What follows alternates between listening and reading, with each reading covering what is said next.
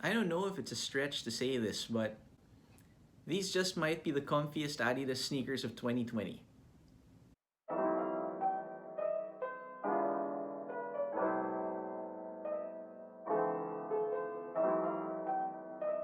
Hey guys, my name is Mykee. I'm one half of the Kicks, Vibes, and Life sneaker podcast, and welcome to Footnotes.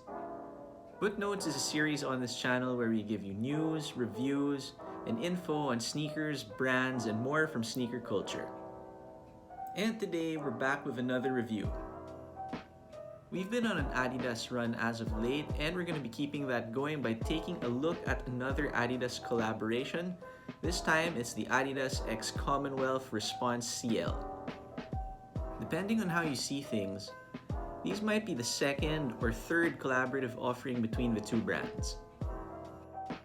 2 years ago, the German sportswear giant and the US and Manila-based retailer dropped the Adidas x COMMONWEALTH ZX500 RM inspired by coastal living.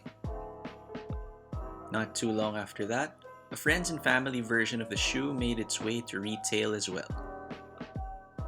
Now, this release is said to be inspired by the theme of discovery. So, let's discover how it all plays out. Starting with the box, I'm getting ahead of myself a little here, but this is the only thing I wish was done a little better. It's a black box with a big badge of sport logo up top and smaller versions of the same logo placed on other sides. You'd think that with these being a collaborative release, a little more effort would have been spent on the design of the box. But then again, you don't wear the box. Maybe it's all part of the experience, for the buyer to discover what's inside. Yeah, maybe I should just stop. Anyway, the label is pretty bare bones. You get the model name, sizes, and no information on the colorway.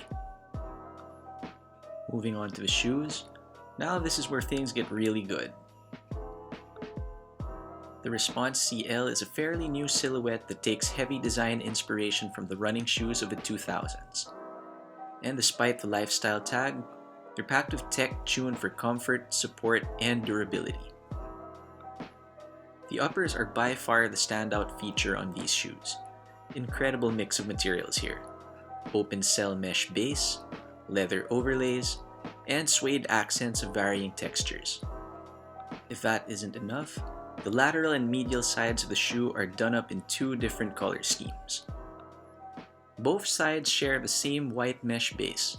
However, the lateral side is warm white, while the medial side features a mix of earth tone colors, providing a stark yet subtle contrast to the opposite side.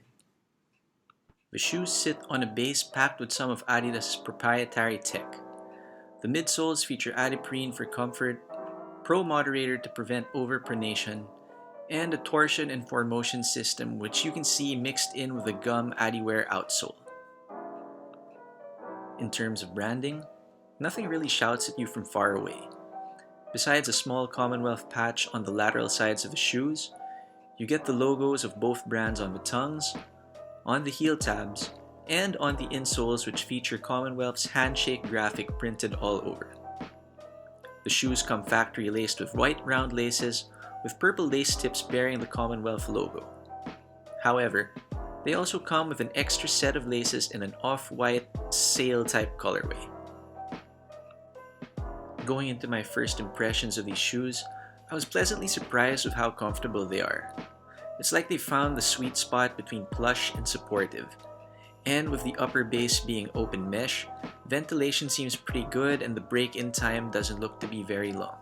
I actually found them so comfortable I ended up wearing them when I went out with my girlfriend to get some groceries. In terms of sizing, they're pretty true to size. I went with my usual 9.5 and they fit great. Not narrow anywhere, not too wide up top. Adidas claims that the shoes have an adaptable fit. And with the uppers being mostly mesh, there might be enough evidence to support that claim. Now to give you guys a better idea on how you can wear them, here's how they look on feet.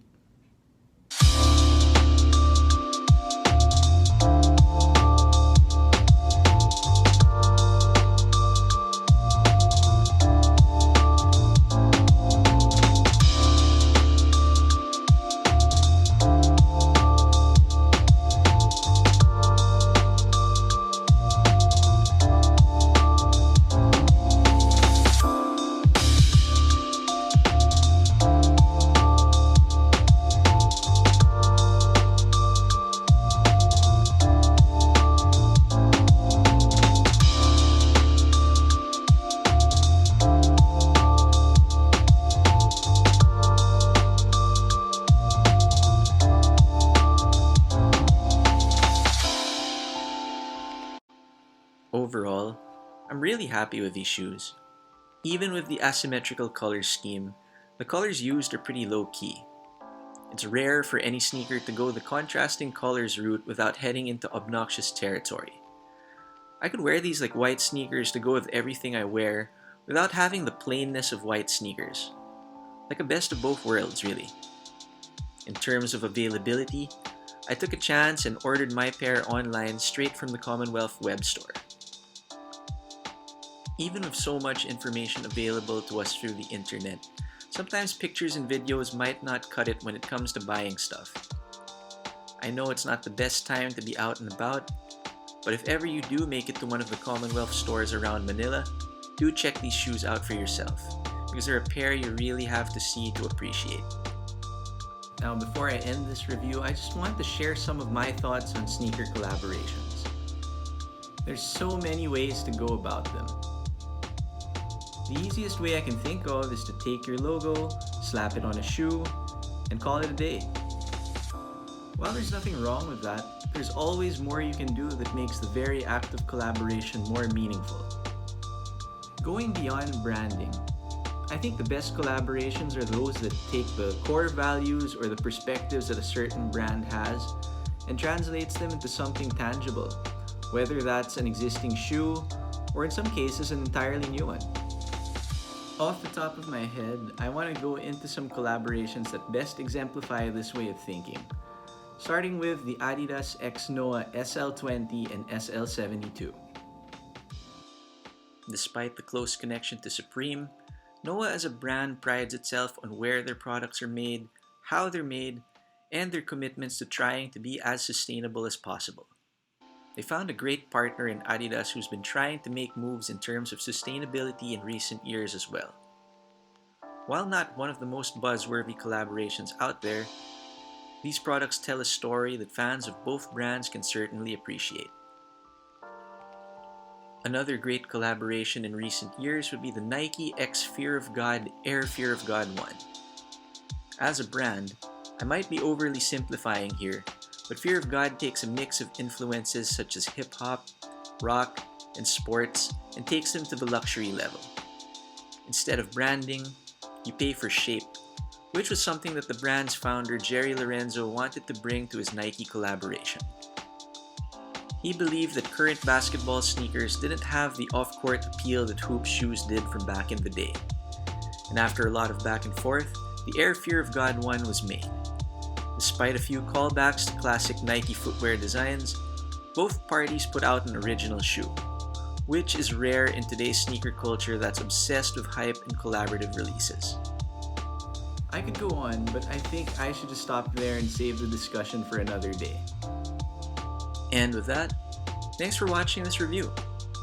If you liked it, please do hit like, subscribe to the channel if you haven't already, and ring the notification bell to stay updated on Footnotes, Steal Spotting, the current rotation, and of course, our namesake podcast. Did you pick up the same pair? What are some of your favorite collaborations? Let me know in the comment section below. Once again, my name is Mykee. Thanks so much for watching, and I'll catch you all in the next one.